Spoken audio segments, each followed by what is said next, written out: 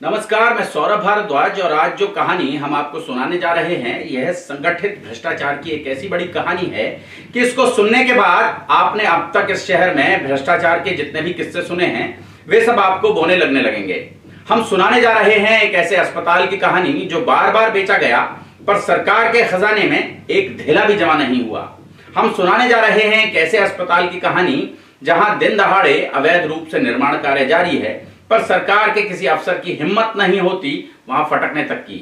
हम सुनाने जा रहे हैं टैक्स चोर डॉक्टर की कहानी जिसने बड़े मंत्री से दोस्ती की आड़ में कर डाली करोड़ों रुपए की टैक्स चोरी। पर सबसे पहले बात अवैध निर्माण की। जी हां, हम बात कर रहे हैं सेंट्रल हॉस्पिटल की।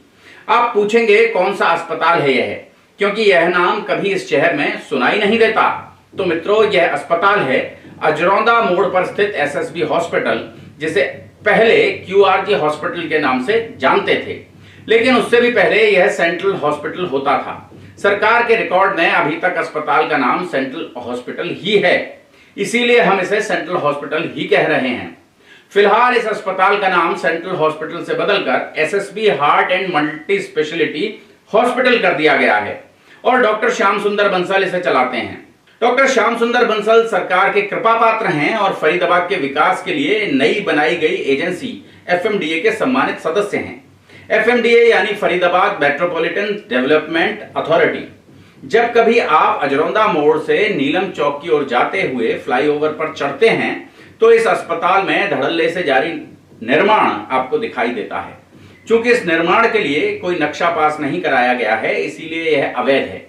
इस अवैध निर्माण की शिकायत कई बार शहर के समाज सेवियों और जागरूक नागरिकों ने माननीय मुख्यमंत्री कार्यालय व अन्य एजेंसियों के पास की है, लेकिन कहा यह जा रहा है कि डॉक्टर साहब एक बेहद प्रभावशाली व्यक्ति हैं और उनके बड़े मंत्री जी के साथ बेहद नजदीकी संबंध हैं, इसलिए कोई भी एजेंसी इस अवैध निर्माण कार्य को रुकवा नहीं सकी है। रुकवाना तो दूर की बात है, कोई जांच अधिकारी इस भवन के अंदर तक घुस नहीं पाया है। ऐसे में शहर के वरिष्ठ पत्रकार व आरटीआई एक्टिविस्ट केएल गेरा ने इस मामले को माननीय पंजाब एवं हरियाणा उच्च न्यायालय के समक्ष प्रस्तुत किया। मामला अदालत में पहुंचा तो अदालत ने आदेश दिए कि तुरंत प्रभाव से इस अवैध निर्माण को रोक दिया जाए। क्योंकि यह अस्पताल हरियाणा शहरी विकास प्राधिकरण की भूमि पर बना है, उसी के द्वारा अलॉट किया गया है, इसलिए इस रोक को लगाने का आदेश भी हरियाणा शहरी विकास प्राधिकरण को ही दिया गया। लेकिन इसे डॉक्टर साहब का रसूख कह लें या प्रशासनिक अधिकारियों के साथ उनकी सांठगांठ, माननीय हाई कोर्ट के इस आदेश की पालना नहीं हो पाई। मतलब यह है कि यह अवैध निर्माण नहीं रुका। जब माननीय उच्च न्यायालय को यह जानकारी मिली कि उनके आदेश के बावजूद इस अवैध निर्माण को हरियाणा शहरी विकास प्राधिकरण के भ्रष्ट अफसरों ने नहीं रोका है, तो उन्होंने हरियाणा शहरी विकास प्राधिकरण के मुख्य प्रशासक अजीत बालाजी जोशी के खिलाफ 10,000 रुपए का जमानती वारंट जारी कर दिया।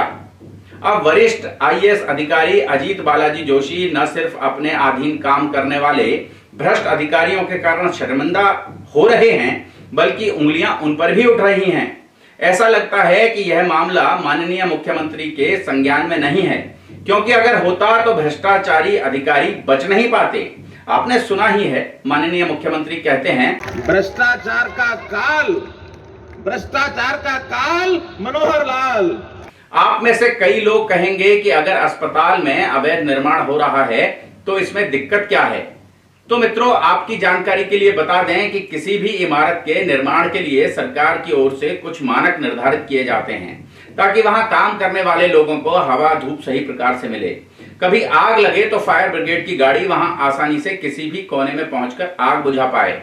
भगवान न करे कि कल ऐसा हादसा हो जाए कि अस्पताल में आग लग जाए तो वहां अवैध निर्माण के कारण मरीजों को बाहर निकालने में असुविधा का सामना करना पड़ेगा और बहुत से मरीजों की अस्पताल के भीतर ही जलकर मौत हो जाएगी। ऐसा कई बार देश के दूसरे हिस्सों में अस्पतालों में हुआ भी है। लेकिन जैसा कि हम बार बार बता रहे हैं कि इस समय हरियाणा में 2 कानून चल रहे हैं, अमीरों के लिए अलग और गरीबों के लिए अलग। अवैध निर्माण सिर्फ गरीबों के टूटते हैं, अमीरों को तो बुला बुला कर महत्वपूर्ण पदों से नवाजा जाता है और उनके अवैध निर्माण के प्रति आंख बंद कर ली जाती है। लेकिन हम मानते हैं कि मुख्यमंत्री जी जो अंधेरगर्दी आपके भ्रष्ट अफसरों ने मचा रखी है, आप बेशक उसे कायम रखें, पर कम से कम जब अदालत की ओर से कोई आदेश आए तो उसकी पालना जरूर करवाएं, क्योंकि इस देश की जनता को निकम्मे अफसरों और भ्रष्ट नेताओं पर कोई भरोसा नहीं है, लेकिन आम जनता का अब भी अदालतों पर बहुत भरोसा है और स्वस्थ लोकतंत्र के लिए जरूरी है कि यह भरोसा टूटना नहीं चाहिए। अगले अंक में दिखाएंगे कि कैसे दिल के डॉक्टर ने चुराए टैक्स के करोड़ों रुपए। बहुत बहुत धन्यवाद।